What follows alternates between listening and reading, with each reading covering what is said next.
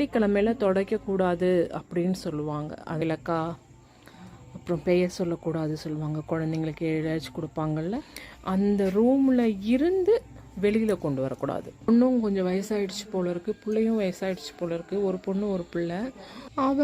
நானும் எவ்வளோ நேரம் தான் தாங்கிறது, எவ்வளோ நேரம் தான் வலிக்காத மாதிரியே இருக்கிறதுன்னு சிலர் புலம்பி தீக்கிறாங்க. அதனால் கொஞ்சம் லேடிஸும் பார்த்து நடந்துக்கோங்க.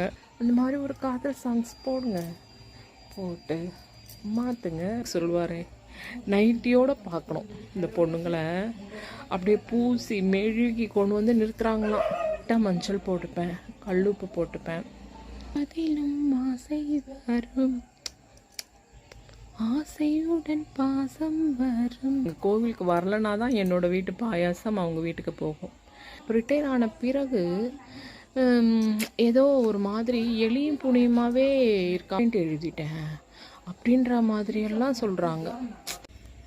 வெள்ளிக்கிழமை விடியும் வேளை வாசனை கோவமிட்டேன், வள்ளி கணவன் பெயரை சொல்லி கூந்தலின் பூ முடித்தேன். வெள்ளிக்கிழமையில் துடைக்கக்கூடாது அப்படின்னு சொல்லுவாங்க. அதனால் அதை போல் காலையில் என்ன பண்ணுவாங்க, உள்ளேருந்து வெளியில் பெருக்கிட்டு போயிட்டு வாரணும்.